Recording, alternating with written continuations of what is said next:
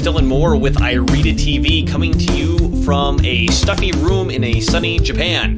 The quest for a house in Japan continues. You gotta find just the right one. In fact, I'm being pretty particular in finding a house that is got that traditional Japanese style to it, while simultaneously not looking like it's about to fall apart.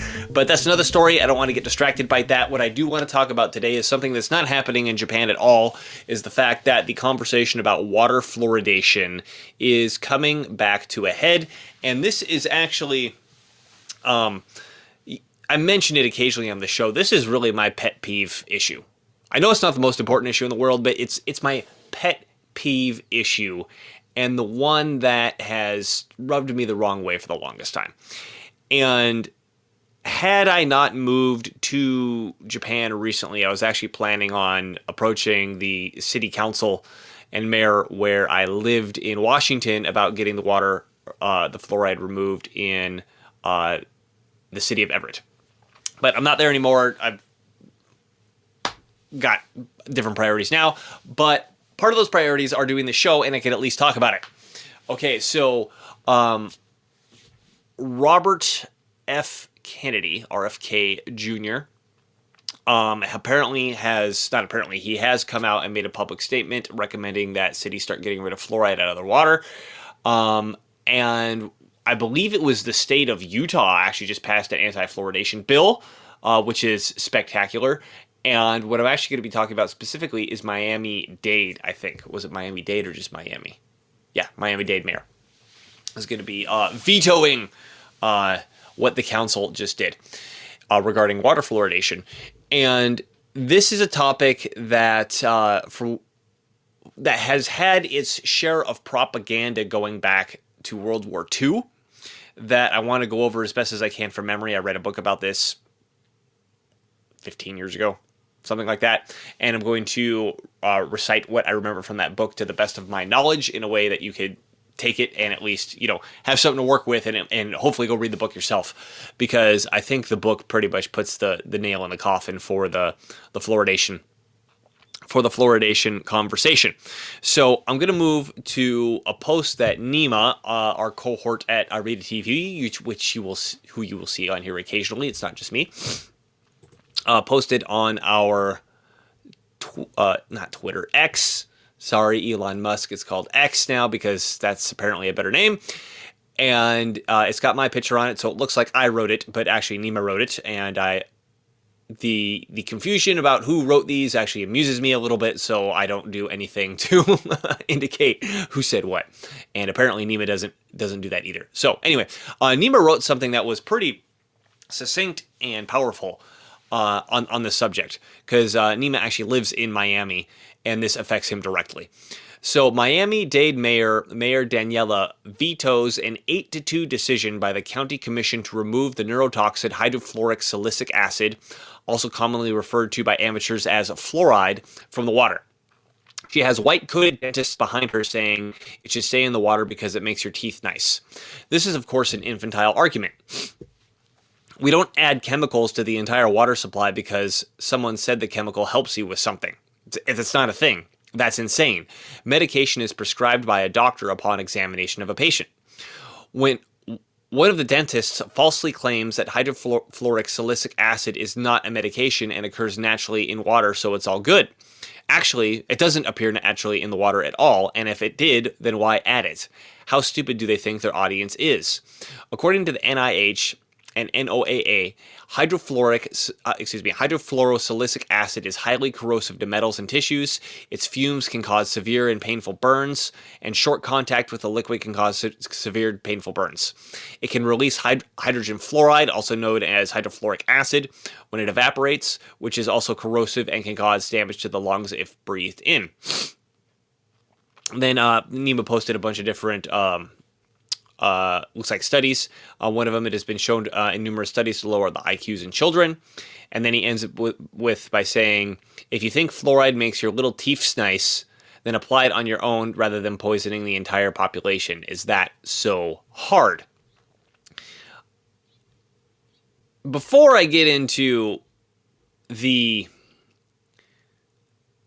what I know of the chemistry of fluoride and the chemistry of fluorine and the chemicals that he's listed here and the history of it.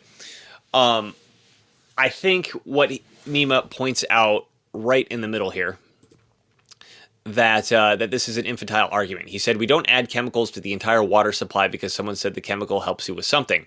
That's not a thing. That's insane. Medication is prescribed by a doctor upon examination of the patient. I think this is the most important argument. Because, I mean, I'm going to make the case that whatever the good things I say about fluoride are neutral at best and very, very negative at worst. And what they say they're doing isn't what they are doing in terms of the chemical that's actually being added to the water and where it's being sourced from. And even if that wasn't the case, even if they were adding, in quotes, good fluoride to the water, Nima's point still stands. Wait. So you're literally putting medication in the water to drug the whole population? And, well, Dylan, it's not a drug. Well, I mean, if you get prescribed something by a doctor and you go to the pharmacy and you get the thing from the pharmacy calls that a drug, right? It doesn't necessarily have to be like a potent pharmaceutical or a hallucinogenic or a opioid or something like that, right? So the idea that you would just put it into the water supply, first of all, ethically, is just completely insane and asinine. Second of all, practically, it's completely insane and asinine because you cannot control dosage, right? I mean, come on. Okay, so it's safe at, this is the thing they always say, it's safe at 1 part per million, it's safe at 1 part per million, it's safe at 1 part per million. 1 part per million isn't a dose. Okay? 1 part per million isn't a dose, it's a ratio, right? For every million parts of water, there's 1 part of fluoride. Oh, would that technically be a rate, not a ratio? Whatever.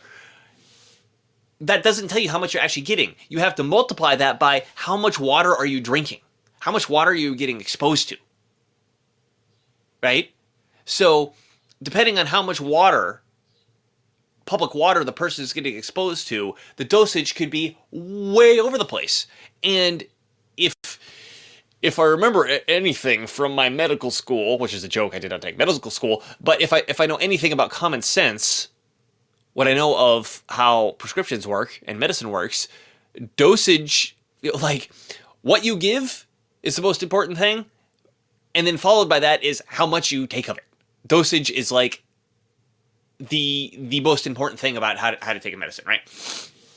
And of course, the conversation gets even stupider where it's like, okay, wait. The studies show that when you topically apply the fluoride to the teeth, you may get certain benefits. Well, then why am I drinking it? Okay, and then it gets further complicated. Okay, if it's in the tap water, well, I also bathe in the tap water. So how much of this stuff am I absorbing through my skin? Right? I mean, the level of how this doesn't even make sense at all, even if you assume that this stuff is a medicine and is good for you in some form or another, it's completely insane, completely asinine, and this idea that, well, it's good for communities and we want to look out for public health or whatever, that doesn't even matter. You would never say that about, okay, let's start adding Ritalin to the water because we have more kids with ADD. I don't know if they even prescribe Ritalin for that stuff anymore. We need more opiates in the water because a lot of people, this is a senior community, and the senior community often has pain problems, and we can just address those pain problems in everybody right away by adding some opiates to the water. I mean, you would never say that literally about anything else. Well, for some reason, with fluoride, you can put it in the water, right? And I'm deciding whether or not I want to watch this video and break down the video, or immediately dive into what's actually being put into the water. Because it's not what they say it is, at least according to the fluoride deception. In fact, let's bring that up first. Let me share this book real quick. Oops. Let's go right here. So this book, I read this about 15 years ago. I no longer have the copy because I read it in my travels. It's likely on a shelf in Vermont still. And this guy goes over the history of the history of adding fluoride to the water supply. I do want to address a myth that I've heard.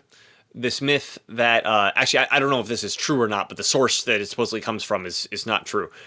That either the Nazis and or the Soviets before and during World War II would add fluoride to the water supplies of their gulags and their prison camps and their concentration camps in order to keep the population docile. The source of this information has been attributed to the book called the Crime and Punishment of I.G. Farben. In fact, I'll look it up right here. Oops. Crime and Punishment of I.G. Farben.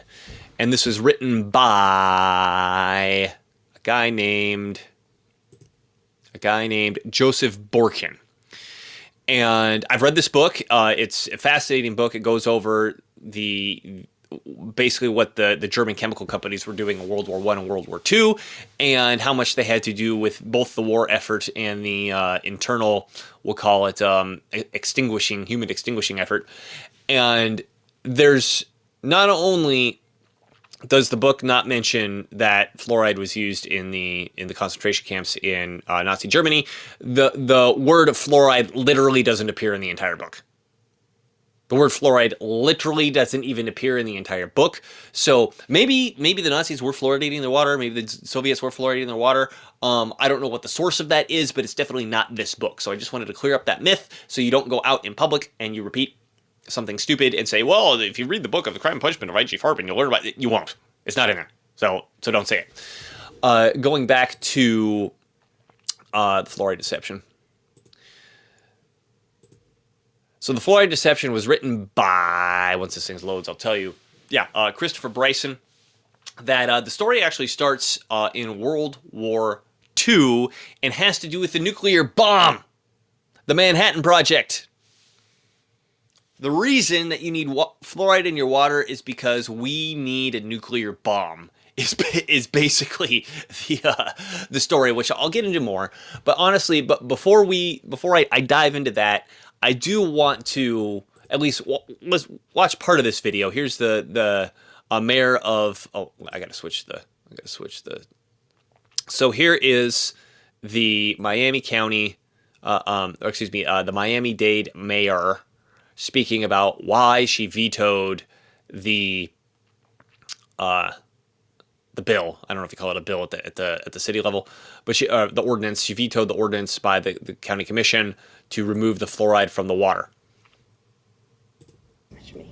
All right. Here's my pre-prepared speech. Well, good morning, everyone. That I'm sure somebody else wrote. For being with us. Maybe AI did. I'm your County Mayor, Daniela Levine-Cava. On April 1st, the Miami-Dade Board of County Commissioners passed a resolution that directed our county to stop adding fluoride to our water supply. Since that resolution was passed, my office... So what Nima said about there's this error between fluoride and hydrofluorosilicic acid is what needs to be brought up here first and foremost. So whatever is being said about fluoride, I would like to know, this would be an interesting public records request from the city, is to find out what exactly is being added to the water. Because what the fluoride deception goes into is that fluorides, fluorine compounds, are byproducts primarily of the aluminum smelting industry, the steel refining industry, and in particular, the phosphate fertilizer industry. Toxic waste is created as a byproduct for all these industries, which is normal. And one of those big toxic wastes is fluorine compounds and fluorine chemicals. Sometimes they're fluoride, sometimes they're not. And the book purports that this is the fluoride that's getting added in a lot of cases to these city water supplies, right? So these fluoride trucks get pumped full of this toxic sludge, and if you look at the diamond, there's a chemical diamond. In fact, I'm gonna pull up the chemical diamond. Let's see. I'm actually gonna go to Google. Chemical diamond. I'll pull this up in just a second. So this is from the what website is this? My USF. I don't even know what USF is, but it's from a university website, and we'll say that it's good enough. So on any chemical, that you're supposed to have one of these chemical diamonds that tells you 4 things: the health hazard, the flammability hazard, the instability hazard, and the special hazard. Right? So there's these 4 chemicals, or excuse me, there's these 4 quadrants that are different colors, and they get rated from, or 3 of them do, they get rated from 0 to 4. Right? And flammability, that's probably the easiest one to understand. For the sake of this conversation, for fluorides, hydrofluorosilicic acid in the chemical sludge, I don't think flammability is a particular issue. If you're transporting stuff like hydrocarbons as the flammability, gasoline or propane or whatever, that becomes a massive issue. Instability. So this is how reactive it is. 0 is stable, and 4 may explode at normal temperatures and pressures. I don't know what the instability is on this, and for the sake of this conversation, I'm not too interested about the instability either. What I'm mostly interested in is the health hazard, which is the blue part, where at 0 there's no hazard. Let's say you got a tank full of water that'd probably have a 0 on it, and 1 can cause significant irritation. 2 can cause temporary incapacitation or residual injury. 3 can cause serious or permanent injury, and 4 can be lethal. Like, for example, if you had some hydrogen cyanide, you'd give that a 4. The chemical sludge that arrives in these trucks, presuming it is, you've got to do a public records request to figure out where exactly your stuff is coming from for your specific city. But I have seen videos of people researching their local city, and the truck and the tank that the truck pumps it into, that the city slowly doles out into the water supply, it's got a 4 on the blue quadrant of the chemical diamond. Like, can be lethal. It's gnarly. It's bad. I'm going to get into some fluorine chemistry here in a bit. But it's really, really important to point out, they're talking about fluoride like it's just the sodium fluoride that gets added to your toothpaste. This isn't. We can break down whether or not that's good for you too, but this isn't that. It's this chemical sludge where the primary fluorine in it is this hydrofluorosilicic acid. That's it's got completely different chemical properties from, say, your sodium fluoride, right? And the book, the Fluoride Deception, purports this, and it makes sense if this is toxic sludge, which is residual from the aluminum, the steel, and the phosphate fertilizer industries, is that there's all sorts of nastiness that gets included in that chemical sludge. There could be mercury in there, or cadmium, or lead, or uranium. God, who knows whatever stuff is in there. So it's this total lethal byproduct chemical sludge that shows up, and suddenly this is supposedly good for your teeth, right? If you ingest it and bathe in it, it's so crazy. So important point: this is not just fluoride; it's largely hydrofluorosilicic acid. I'll talk about hydrofluoric acid here in a bit, because as Nima pointed out in his tweet, it can change into that as well. Okay, so let's switch the screen share back to here. Office has heard from residents both for and against fluoride in the water. This is a major public health issue about which many in our community feel passionately. Not just as your mayor, but as a mother and a grandmother, the health and well-being of our community is my top priority. And so this is not a decision that I take lightly.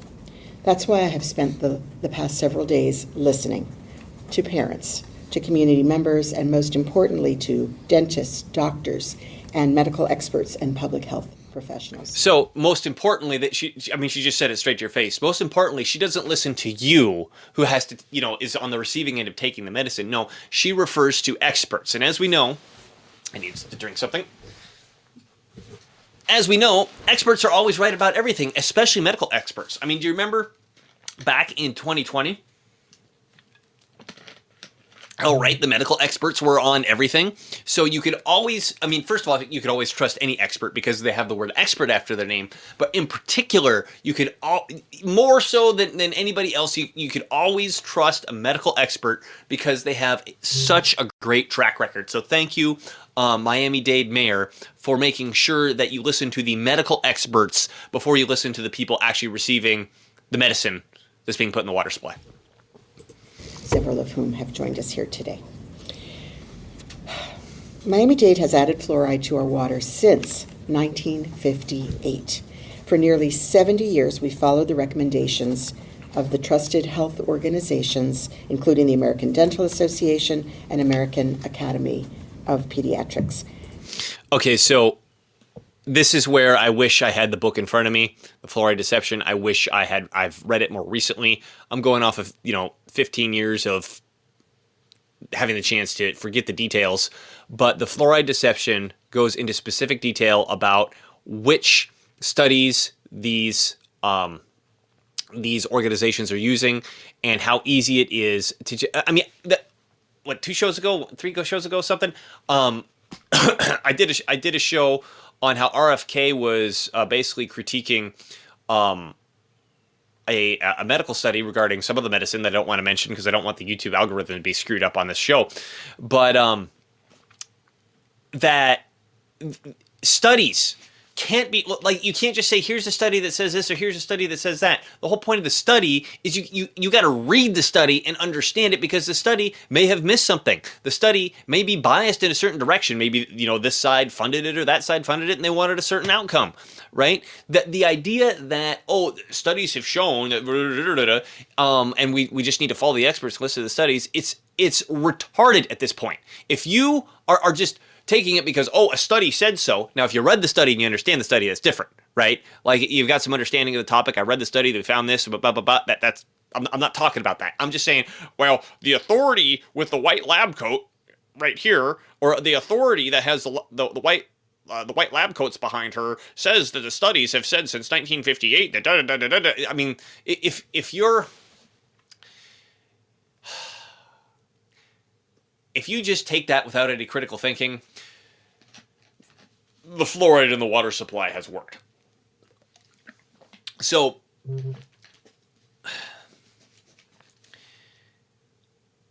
here's some chemistry time. All right. In fact, I'm even going to switch the screen because I'm probably going to be talking along for a little bit on this one. Fluoride, fluorine. In fact, let's pull this up. I'm actually going to go back to sharing the screen. Periodic table I can spell electronegativity. I got my major in chemistry, by the way. In fact, let me add this before I go into this electronegativity chart. Is that I majored in chemistry. I leaned a little bit more organic than I did anything else in terms of what kind of chemistry I liked. I studied a lot of organic spectroscopy, nuclear magnetic resonance, FTIR. Did some mass spectrometry, but oh my god, mass spectrometry is just something else. Anyway, a lot of OChem, a lot of spectroscopy. I ended up getting a job at an oil refinery as a lab technician. So when I'm talking about chemistry, I am not completely talking out of my ass here. However, I am not an expert. I haven't done any chemistry anything since I left that job in 2008. And specifically on fluorine, right? I did not get any training whatsoever on fluorine, other than what I'm about to tell you. In my organic chemistry classes, actually, I am going to pull up this chart, and I'll explain it as I go. More. There, now you can see the whole periodic table. Sorry, it's a little bit small, but I'm trying to fit a rectangular peg into a square hole here. So, when I was taking my organic chemistry classes, we were learning about how organic chemistry, which is they call it schnapps, sulfur, carbon, nitrogen, oxygen, phosphorus. I think I got that right. Sulfur, carbon, nitrogen, oxygen, phosphorus Yes. Those are the main things you're working with in organic chemistry, which is, let me pull it up in this corner, right? And then organic chemistry splurges a little bit when it goes into this column. And this column is called the halide column, where fluorine, chlorine, bromine, and iodine are the halides, right? And each halide has its own, distinct behavior, but in general, they have a general trend in which they behave, in chemically speaking, when you're working with organic chemistry. And there's an exception, which is fluorine. And here's what my organic chemistry professor said when we were learning about halides. He was talking about the different behaviors that you're going to see with these halides, and he pointed to the periodic table, which was up on the wall, and he said, except for fluorine. He said that fluorine is completely on its own level for the way it reacts and the way that it behaves, and it has its own chemistry that's absolutely nothing like the other three halides, which are chlorine, bromine, and iodine. And he said, because your likelihood of running into it in terms of your professional careers is really, really low unless, say, you're going to work for Teflon, and Teflon is basically chlorofluorocarbons. Excuse me, no. Fluorocarbons, chlorofluorocarbons, or something else. The reason nothing sticks is you got this big carbon chain that's completely reacted with fluorines instead of hydrogens, and nothing can react with it for reasons I'm about to explain due to with this electronegativity chart. And he said, because of that, we're just not going to teach you. We're just going to completely leave fluorine out of the conversation, and if you end up working for Teflon, you can learn it there. So that was the, like, in terms of getting my hands on, literally getting my hands on, of course we didn't do that in the lab with fluorine, but in terms of getting my hands on, like, here's working out problems of, like, okay, if we've got this chemical and we want to react this, and it's got a fluorine in it, or we're reacting with a fluorine, a fluorocarbon, like, what happens? I didn't do any of that. Nothing. So, on one hand, I got this chemistry major, but on the other hand, I was explicitly told we're not going to be studying about fluorine. But I do know enough to say this. So, this periodic table has these numbers all over it, and these numbers refer to the electronegativity of each atom on the periodic table. What's the electronegativity? The electronegativity basically says this is how much electrons are attracted to this specific atom. And there's a whole bunch of stuff that we can figure out from here. But for the sake of this conversation, this isn't like one-for-one truth, but basically the higher the number on this electronegativity chart, the more reactive it is. Or maybe a good way to put it, the stronger it pulls the electrons to itself. The stronger it pulls the electrons to itself, and chemistry happens by electrons, chemical reactions happen by exchange of electrons. So you will notice that other than hydrogen, really the high numbers you start to see on the top right. In the bottom left, you have numbers under 1, and in the top right, at the king position, the number 1 position of electronegativity, you find fluorine. And I was always told the number was 4. Apparently, more accurately, it's 4.17. So fluorine is number 1.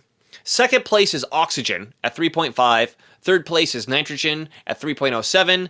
And then after that, they carbon's a little high at 2.5. Chlorine, bromine, and sulfur, they got a little bit higher going on. But, the top 3, it's like fluorine, oxygen, nitrogen, in terms of electronegativity.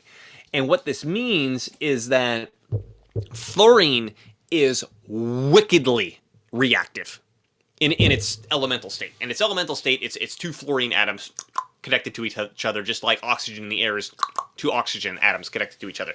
So fluorine is so reactive, like if I had a bottle of fluorine, first off, it would probably melt the bottle. So, okay, pretend like the bottle's glass, right? It would react with all the glass on the inside, and if I open the cap and let it out, it would burn the air. It would literally start reacting with all the different compounds in the air and burn the air. It's literally that reactive. And because it's so viciously reactive, it was actually one of the last elements to be discovered on the periodic table. I mean, of course, discluding all these super duper heavy stuff. Those got discovered way after the fact. But in fact, where's plutonium on this thing? Yeah, plutonium's right here. No, that's platinum. Anyway, they're missing a row, or they're missing at least one row on this. But that point that I'm making is, yes, the very heavier and the synthetic elements are discovered much later. But in terms of, let's say, every element here that has color, fluorine was, I don't think it was the last, but it was almost the last to be discovered. And the reason was because fluorine is the most electronegative element in the universe, it's really hard to get it to detach from anything. Right? Because typically in basic chemistry, if you want to isolate an atom or get it to pop off one chemical and pop onto another chemical, you introduce a chemical that's more reactive than the one, or an atom that's more reactive than the one that you're trying to isolate, right? Or to move around. Well, fluorine is the most reactive, so there's like nothing else to bring to the table. I mean, there are exceptions to this, right? But and there's physical, like say you heat it up or you use electrolysis or whatever. But back in the day, back in the 1800s, people were really scratching their heads because they would have compounds like hydrofluoric acid or calcium fluoride, such things where they're like, okay, we know there's something here, but we can't isolate it. And I don't remember the name of the guy who did it. I read this in a book by Isaac Asimov. That book's probably also sitting on that shelf in Vermont. That actually went over the history of various. He had various stories of different histories about certain parts of chemistry, but one was the discovery of fluorine. And the guy trying to discover fluorine, he finally figured out, okay, I'm going to take some hydrofluoric acid. I'm going to talk about that in a minute too. You're going to learn a lot of chemistry by the end of this show. He took some hydrofluoric acid and he put it through electrolysis. And so basically, you put your cathode and your anode in there, and then the electricity is what pulls the molecule apart, right? So in case of hydrofluoric acid, it would just be hydrogen and fluorine. And what kept happening to him is he'd get hydrogen on one end and he'd get nothing on the other end. And he's scratching his head going, what's going on here? And he found out that whenever he released what he didn't know what it was, because remember at this point, they know they've got this gap on the periodic table where fluorine is. They go, we don't know what this thing is. And he probably suspects that fluorine, that like in the hydrofluoric acid, it's it's going to fill this gap, but he's got to isolate it in order to prove it. And every time he tried to isolate it, there was just nothing showed up on the other end. And the reason was, again, the fluorine is so reactive, it was reacting with the air inside the container that he was trying to, send it into. And so he figured out how to vacuum out the container, and he did the electrolysis again. And the same thing happened. And what happened was it was reacting with the container itself. the glass or whatever.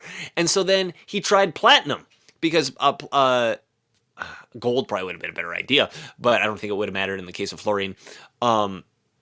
Because, this sounds a little weird to me because I know platinum is used as a catalyst for so many things.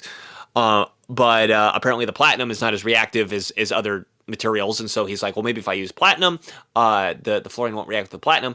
And it reacted with the platinum.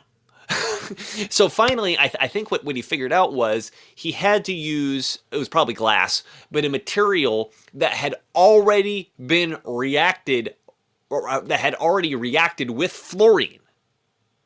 Right? So, let's say you've got your material, here's the whatever the chemical is, the fluorine comes, attaches itself, and then it rips off whatever's there because it's so much, in quotes, stronger because of its high electronegativity. It attaches itself there and it won't come off. And so he figured out is if he did that first with whatever his container is, then he vacuumed, pulled all the air out of it and made it a vacuum. If he sent the fluorine in, then he would finally be able to isolate the fluorine because it had already reacted with the container that he had put it in. That's how reactive this thing is. Now, pause. Do not take this and be like, fluoride is so reactive, it burns everything. There's a difference between fluorine and fluoride. You know, you're going to learn some chemistry here. But, and he was able to isolate it, and he got credit for figuring out one of these last spots on the periodic table that hadn't been discovered yet. And but in general, it was understood at the time that chemists that worked with fluorine died really early because it's so viciously reactive and toxic. Now, in terms of fluoride, now when you look at this electronegativity chart, if you have something that's got a high electronegativity and something that's a low electronegativity, and you react them together, you get an ionic compound, which is typically referred to as a salt, right? In which case, you have, so let's say you took lithium over here and reacted it with fluorine. You would get one lithium atom, one fluorine atom, and because the lithium is so not electronegative, he's like, I don't really care about these electrons are floating around me, but they can come, they can go, I don't really care. And the fluorine comes along, that's just like wants to devour electrons, anything it can get close to. It reacts, and the fluorine really pulls the electrons over to its side to the point where the fluorine side of the compound really has a negative charge, we call it a negative dipole, and the lithium side really has a positive charge. And when a very electronegative, when you have an electronegative difference, and there's definitions for how big the difference has to be in order for it to be considered ionic, in order for it to be considered a salt. Don't worry about that. Lithium and fluorine definitely meet that criteria. When you have that level of difference, electronegativity difference between the two atoms, the negative atom becomes an ide, fluoride, iodide, oxide, chloride, that sort of thing, right? And at this point, if you see fluorine as like this ravenously hungry atom that just like needs to eat an electron, now it's full. It ate that electron, now it's full. It has lost the chemical fury that it would otherwise need to, burn the air and anything that it touches, right? So then, when we're talking about adding fluoride to the water, we're not talking about adding this incredibly, volatile gas that literally burns the air. We're talking about its more calm version that it's full, it's gotten the electron that it wants to eat, and now it typically is soluble in water, and it's a chemical that could be added to stuff. So what's the biochemical result of ingesting, or being exposed to such a compound? And just for completeness sake, at the beginning I was talking about hydrofluorosilicic acid versus sodium fluoride, which is stuff that they often put in toothpaste.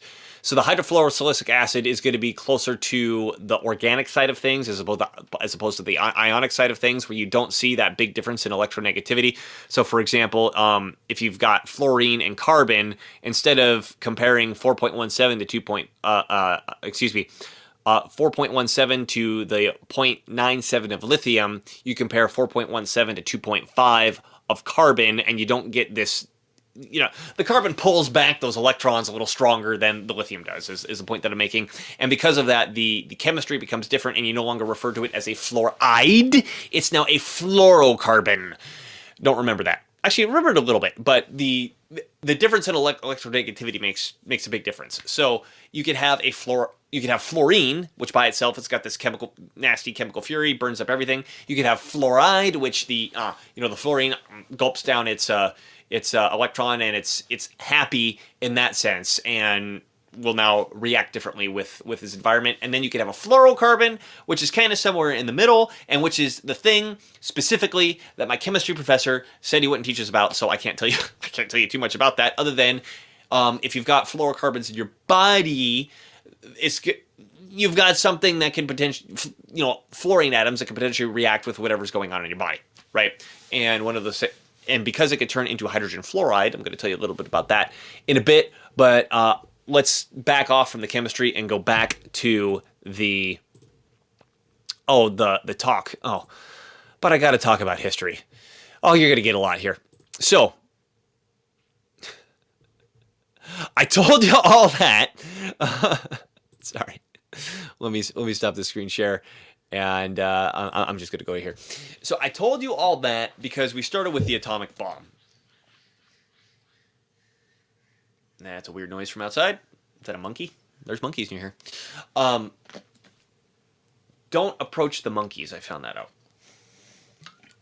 Do not approach the monkeys.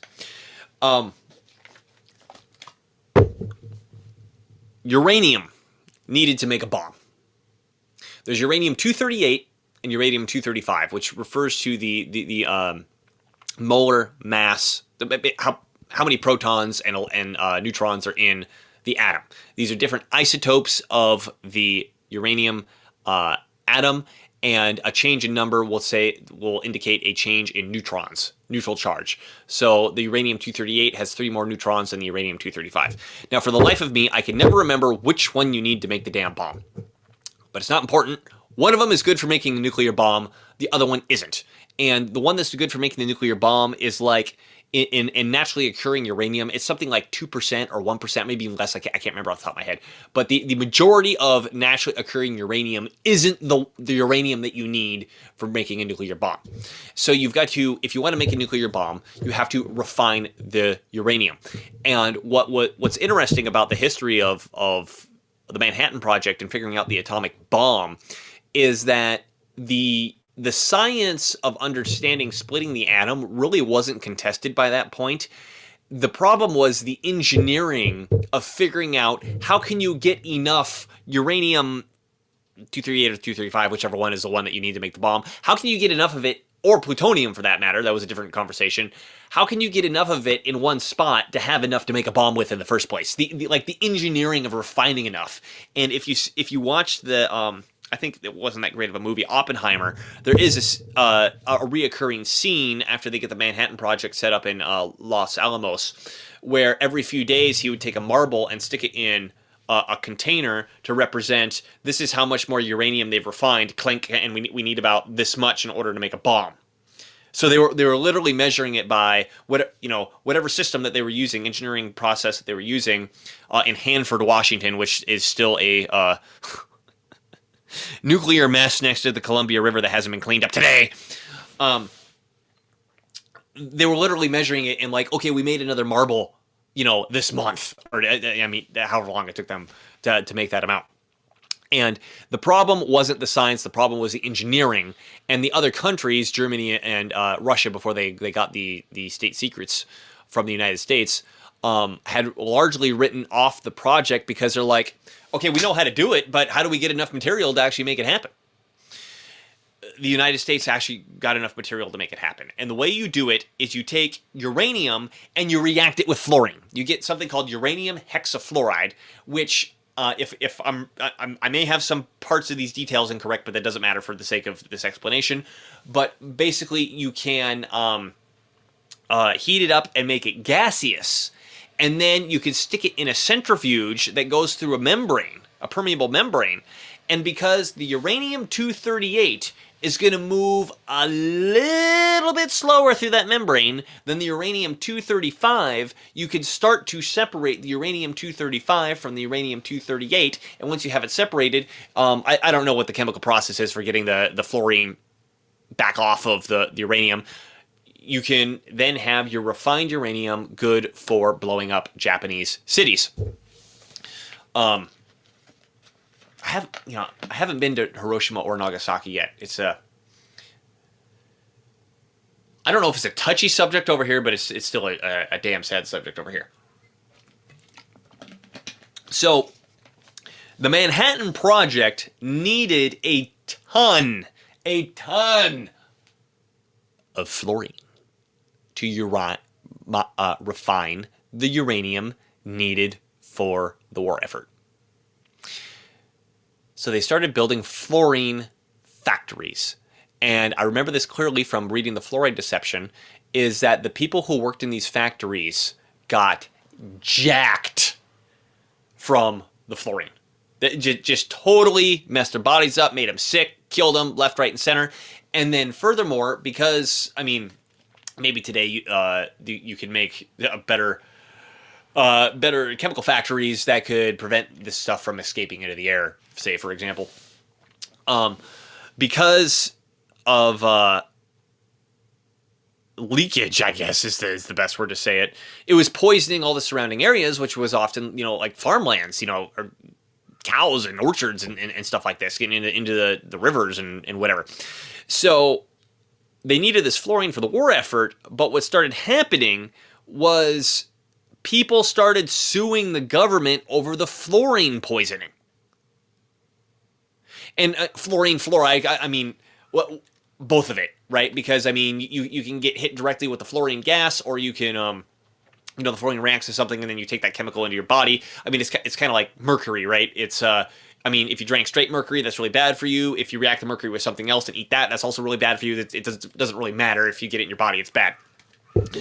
Fluorine appears to be very similar. In particular, I guess I should say this now, because fluorine is a halide, which is also, iodine is also a halide. Part of your thyroid needs iodine in order to make hormones like T3, T4, TSH, if I'm remembering correctly off the top of my head, that are obviously super important for what's going on in your body. And so your thyroid has actually iodine receptors that picks up the iodine, and then they biochemically configures the hormones. And because of the similar electrochemistry of fluorine and iodine, that those iodine receptors can actually pick up fluorine, or fluoride, excuse me. They can actually pick up fluorides because of the similar electrical structure or electron structure. However, at that point, it has a hard time letting it go. And this is so well understood that by the medical community that apparently in the 70s, for hyperthyroidism, your thyroid's producing too much of whatever it's supposed to produce, doctors actually used to prescribe fluoro compounds in order to slow the thyroid down. Now and apparently they don't do it anymore because the fluoro compounds were bad. But it's just well understood that it's bad for your thyroid, and apparently it also fluorine really likes calcium for some reason, and it makes your bones brittle.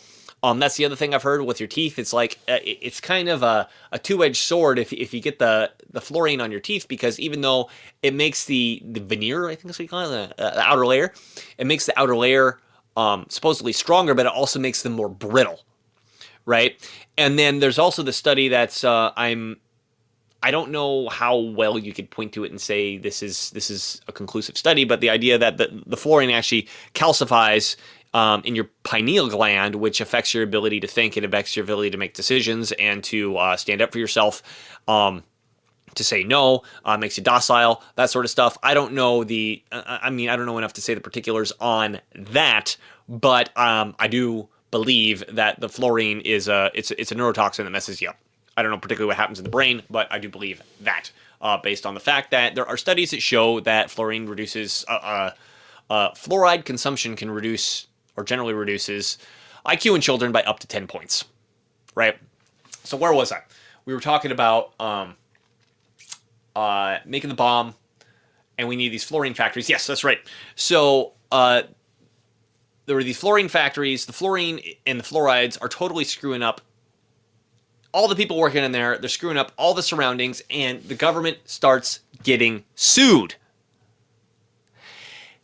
And the people, I remember if it was a general, like I said, the fluorine deception has the explicit detail on this.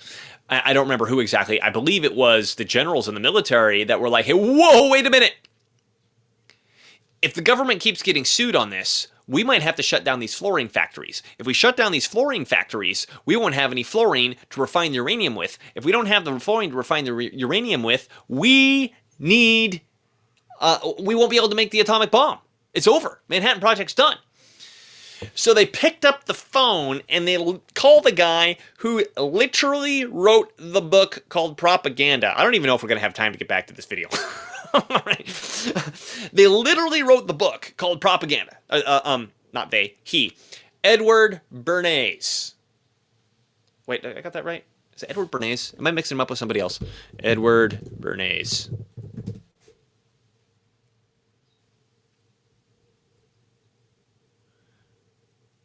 Yeah, a pioneer in the field of public relations and propaganda. Yeah. Right, I got the right guy. Edward Bernays was the nephew of Sigmund Freud. He literally wrote the book called Propaganda, and people would hire him to figure out how to solve their public image problems.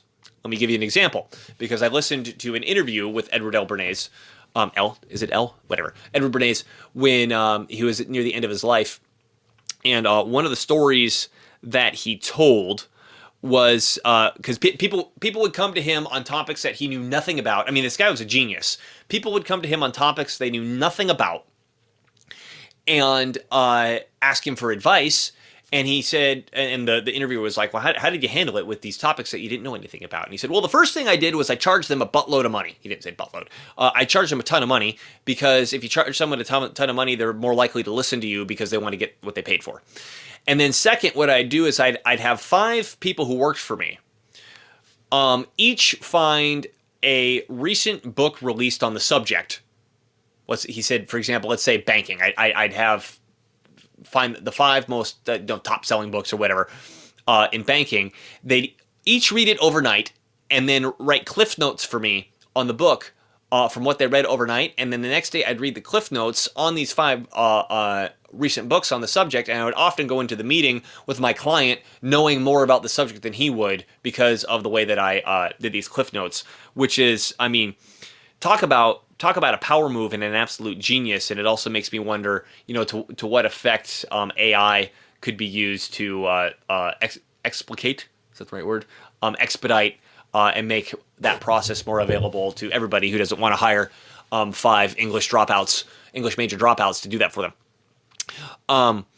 So that I wanted to tell the example that one of the examples that Edward L. Bernays talks about in his interview, that a corn company or a agricultural company that had corn fields in South America was having an issue with their labor. Their labor were laborers were the native tribes to that area, and they had some new variety of corn that they wanted to grow. And they found out that the native tribes refused to grow this new variety, and they wanted that they would only grow their traditional variety. And they kept running into this issue, and they didn't know what to do about it. And so Bernays, he gets this problem, and he said, well, I went to a professor on anthropology, asked him what he would do, and the professor said, well, get the local shaman to bless the new variety of corn. And that's what he told his client to do, and his client did it, and then suddenly all the laborers were fine working with a new variety of corn. So I'd say that example just to kind of get into the mindset of how this guy operates and the genius that he was able to utilize. And this is the guy that was hired by the people coming to him going, we need fluorine, we need fluoride. It's so toxic, it's killing everybody, but we need it for the war effort. How do we make it so we can stop getting sued by by people getting hurt from fluorine and fluoride? And the answer, and I'm a little hazy on the specifics of this, but it went something like this. Again, this is totally detailed in the book, The Fluoride Deception. It went something like this. Is once upon a time from like the 30s, some traveling dentist noticed he went like in the American frontier. I don't know how frontiery it was by the 30s, but you get my point. Rural areas that probably didn't have access to dental care. He's traveling around taking care of people's teeth, and one of the things he did is he would check the water supplies to see what minerals were in the water. And there was one town in particular that he found there was a high concentration or higher than normal concentrations of fluoride in the drinking water, and he found that this village had, even though their teeth were largely discolored because there's such a thing as discoloration from fluoride in your teeth.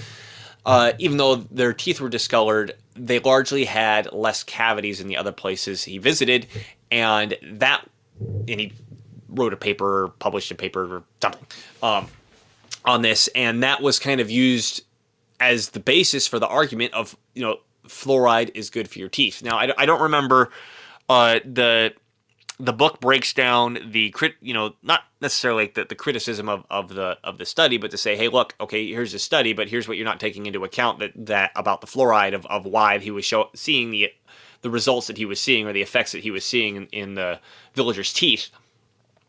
But they started with that to say, look, fluoride is a medicine which is good for your teeth, and this whole propaganda campaign got released, and I should have pulled it up beforehand. And, I'm gonna see if I can find it, of fluorine or fluoride at 1 part per million in the water supply is proven to be good for your teeth. Dentists in many cities are helping to bring the benefits of fluoridation to children. Now, our children can have better health through fluoridated water. They can drink away tomorrow's tooth decay, have more attractive teeth.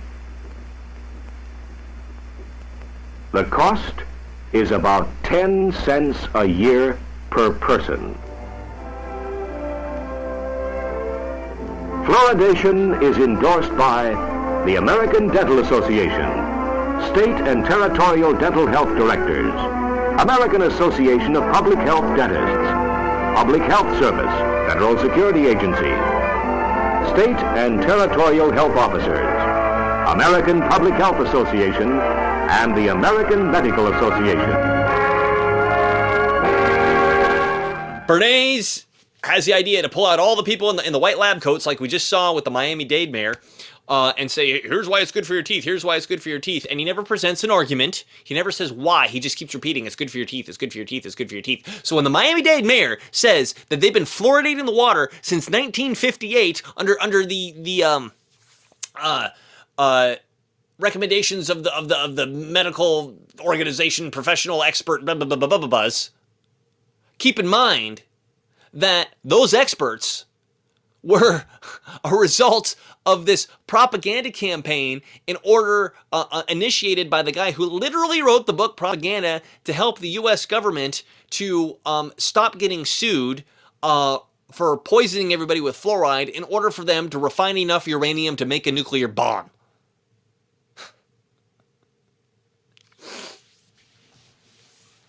You having fun yet? So,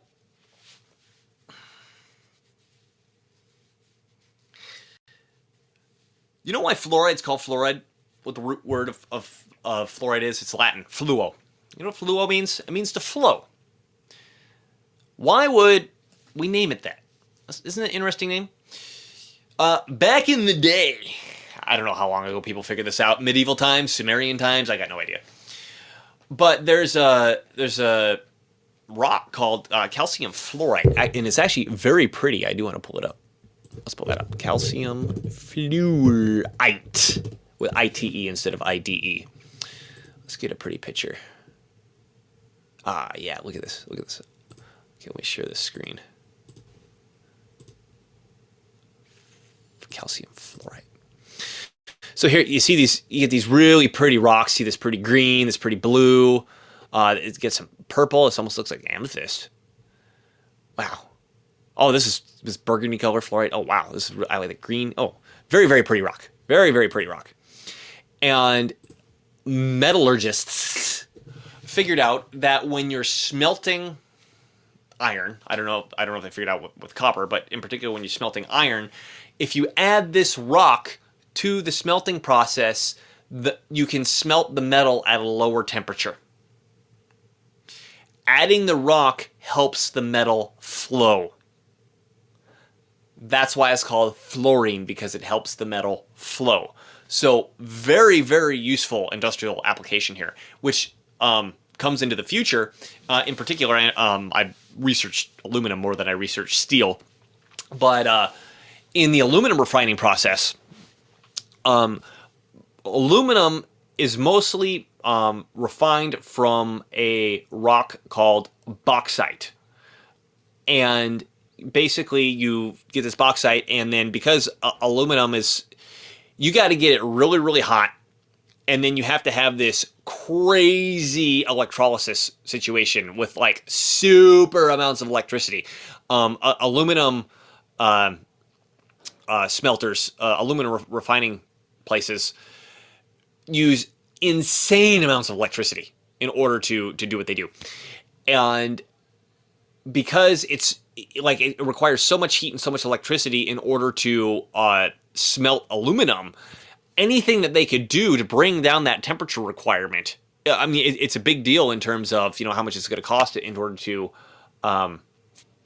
refine the aluminum or smelt the aluminum. And what the aluminum refining industry likes to use is something called cryolite, which is another basically aluminum ore, but this aluminum ore also has fluorine in it. I'm not going to bore you by pulling up the chemical structure. But so they use it for the same reason they did in the medieval times, or probably even earlier, by throwing the calcium fluorite rock into the smelting process. Is they put fluorine into the smelting process in order to help the metal flow at a lower temperature. And naturally, this goes back to what I said at the beginning. You get this byproduct of fluorine crap. Right? I mean, in the ore, God knows what you're going to find along when you're mining stuff. I mean, it isn't any mining refining process famous for the fact that you have to use really, really nasty chemicals to do it, and you get really, really nasty sludge byproduct as a result. Think of like gold mining or something like that, right? And the gold refining process. Aluminum's no different, and so they end up with all this nasty toxic byproduct, which back in the day, they used to dump it in the river when no one cared about such a thing, and then eventually people started caring about such things, so they started getting fines for this stuff. And when it came to pass that, hey, there's this thing that's going to make fluorine look good to the public eye, they were on board. And the steel companies were on board because they need it for a similar situation. Apparently, the phosphate fertilizer companies, when they're mining for phosphates for fertilizer, fluorides are a huge byproduct that they have to deal with. Monsanto was on that list for some reason as well. I can't remember why, but who's surprised with Monsanto? So when this was going forward, all these companies were on board because they had this problem with this totally toxic, nasty byproduct. And the book goes over again in detail, and like I said, I really wanted to maybe I'll still fucking do it from Japan. I really wanted to dive and do a public records request on who my local city was ordering its medical fluoride from, and what the chemical composition of it was, because I actually had an idea. Because right now in this conversation, as we see, even though there was an 8-2 vote on Miami Dade by the city commission, the mayor was able to veto it. Nima was telling me you need 9 out of 10 in order to override a veto in the city of Miami Dade, which is crazy. I've never heard of a legislative body that needed to do that, but apparently that's the case. That this is an argument that has gone back and forth since the 40s, right? When Edward Bernays was approached on this, that they have the propaganda arsenal to fight back against, and thinking systematically. What my idea is not to argue whether or not fluorine is good or fluoride is bad, is to go to the city and say, hey, I do have a concern. I've got this degree in chemistry, blah blah blah blah blah, and I used to work with this sort of instrumentation, and I think it would be a good idea, depending on the source. I mean, I would find out the source. Let's say it's an aluminum or fucking whatever place this sludge is coming from, and just say, we should require an ordinance. Or we should have an ordinance that requires that the fluoride that we use for the public water supply needs to be checked for purity. And I could get specific, and I say we need to run this through an ICP, an induced coupling plasma, because that'll tell you exactly what's in that sludge. I mean, it'll get down to the parts per billion level, and whatever other chemical tests that we need, in order to figure out what else is or isn't in this amazing medicine that we're putting in the water. And if if I knew where the source of the fluoride, supposed fluoride was coming from, I knew it wouldn't pass that test, and so I could, if I could get the local city to pass that ordinance, I'm not attacking the fluoride. I'm not going head on with the noble lie that the fluoride isn't an amazing modern medical discovery that we can't possibly remove from the water because are you some crazy conspiracy theorist hippie or whatever. You can completely sidestep that and just say we need to make sure we're getting good fluoride. We need to make sure our fluoride is the best fluoride, and I knew it wouldn't pass, and then once it doesn't pass, then the whole can of worms could get opened by the people who thought that it was supposed to be a good medicine for you in the first place. Man, I still might do that. Doesn't that sound like fun? Doesn't that sound like a lot of fun? God, I lost my train of thought. I was talking about the other companies and why they use fluorine, where it comes from, why it's such a particular nasty byproduct. I mean, I don't want to criticize the use of this chemical element, whatever, because I mean it's obviously industrially very, very useful, right? To be able to smelt different metals at a lower temperature. But we got to be smart about what we do with our toxic waste. So, one other thing I want to go over is hydrofluoric acid. So, this hydrofluorosilicic acid, which is the primary chemical that actually gets transported and is said, this is the fluoride. It's not. It's chemically different. Can actually turn into hydrofluoric acid or hydrogen fluoride. I actually worked with hydrogen fluoride when I worked at the oil refinery as a laboratory technician. There was a unit that made a gasoline component and that used hydrogen fluoride, hydrofluoric acid as the catalyst in order to take these two basically isobutane and either propene or butene and react them together, and you would get isoheptane or isooctane, which both have a very high octane octane rating in terms of what you put in your gas tank, and make for a very good gasoline component.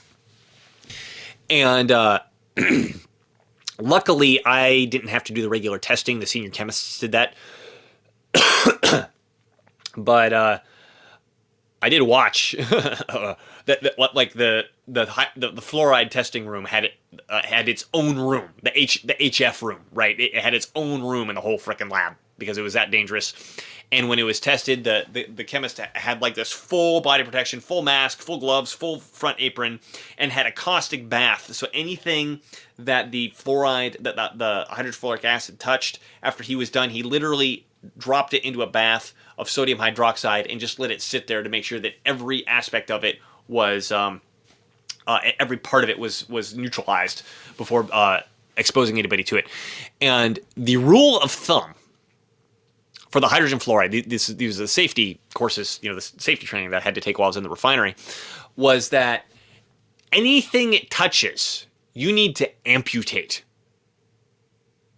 Well, like, if you splash some on you, it's not like, hey, get the baking soda, poof, and put it on there, and it'll neutralize and you're good. No. You need to amputate because, I don't think I have this specifically right, but it's something like this. Because hydrogen fluoride, hydrofluoric acid, loves calcium so much for whatever reason, it'll actually start reacting with all the calcium ions in your blood, which your body needs for various biochemical processes, and it'll just kill you. It just stops your heart or something when you don't have enough calcium. I don't remember what it is, but it doesn't just burn you. It's a strong acid, but the danger isn't from the burning. The danger is from the chemical reaction that happens in your blood. And you can't, there isn't like a neutralizer you could put on yourself. You literally have to amputate, dig it out. And the rule of thumb was if you got some of it splashed on you the size of a fist, wherever it splashed on you, you're dead. You can't amputate enough fast enough. You're dead.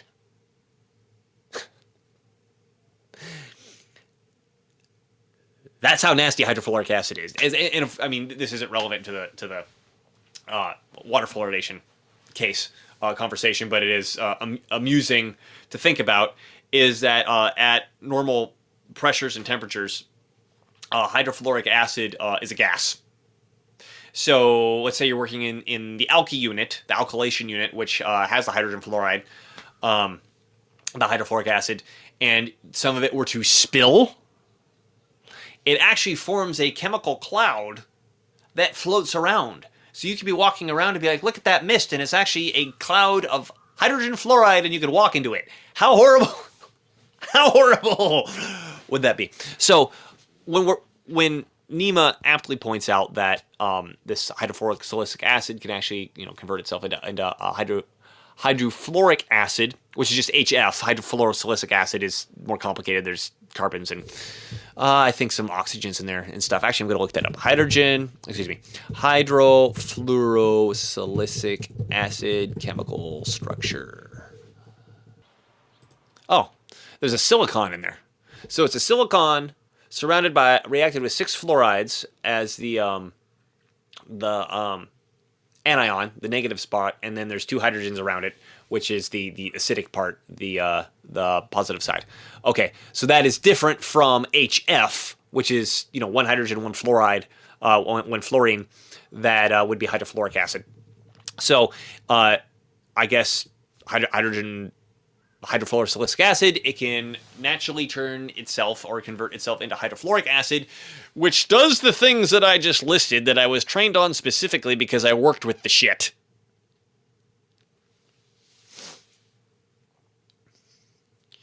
Whenever you worked on night shift, the guy who, I can't remember if it was daily or a couple times a week, the guy who actually went to the unit to pull the hydrofluoric acid sample, we had to prepare the cylinder for him.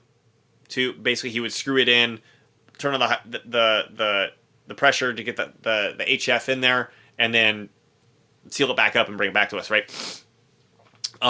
We actually had to do a water test where basically we took the clean cylinder that had been bathed in the caustic bath to make sure everything was out of it. Stick it in after I set it up and make sure it's sealed. I actually had to submerge it in water for like a minute or 2 minutes, I don't remember how long, to make sure no bubbles came out of it, to ensure that there was no leaks, because if there was a leak, the guy taking the sample could get hit with the hydrofluoric acid, even though they called it a duck suit, even though he was wearing a duck suit. And you had to sign your name on it, so if the guy got burned, you're liable. So what a fun thing to sign your name on, right? I did do that. So, were you expecting this dose of history and chemistry about nuclear bombs and oil refining and everything that goes along with it? But I hope this was useful because I'm going to pull Nima's tweet back up here. I'm not gonna go back and listen to the mayor saying whatever newspeak bullshit she's saying about the fluorides or water fluoridation. Let's go to here. Stop sharing that screen. Let's share this one. Yes. There we go. So I told you all that.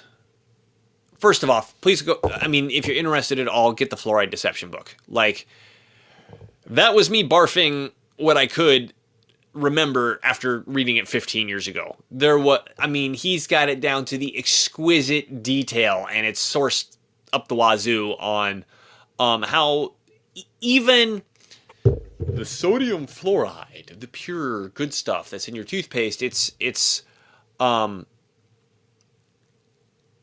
even that's not good for you.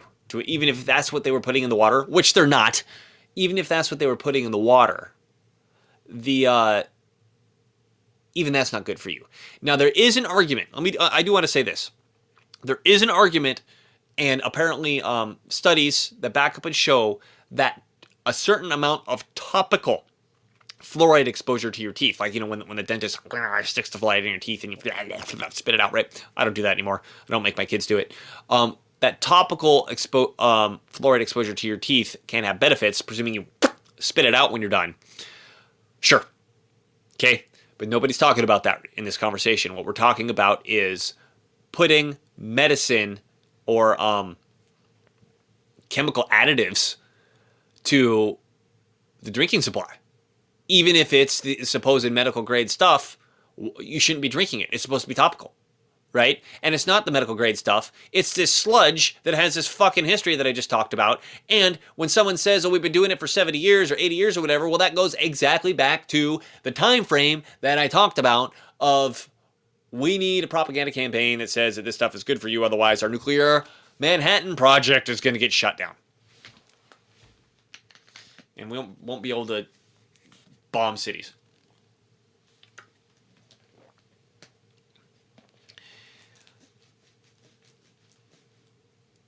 Every layer of this conversation is just so loaded with crap. It's like mind-boggling. Mind-boggling.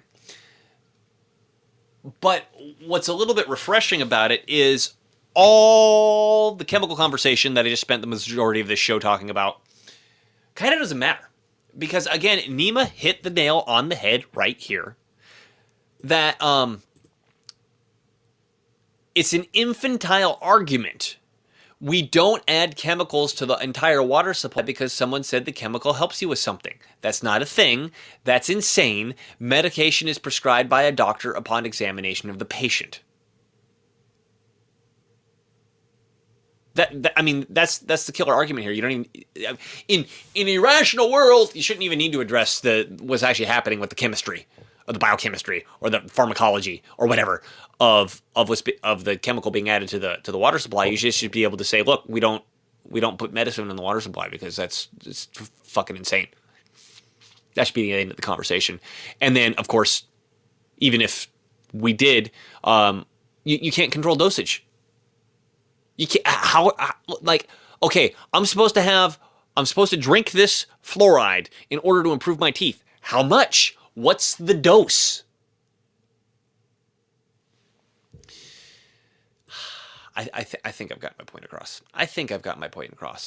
And I do want to end on this, which is, let's talk about the frustration here of you actually got an 8-2 on the county commission to vote to remove this, which is, I mean, that's phenomenal. Talk about a total change in awareness of what this chemical does, that where in such a, let's call it, likely Team Illuminati overlord controlled city.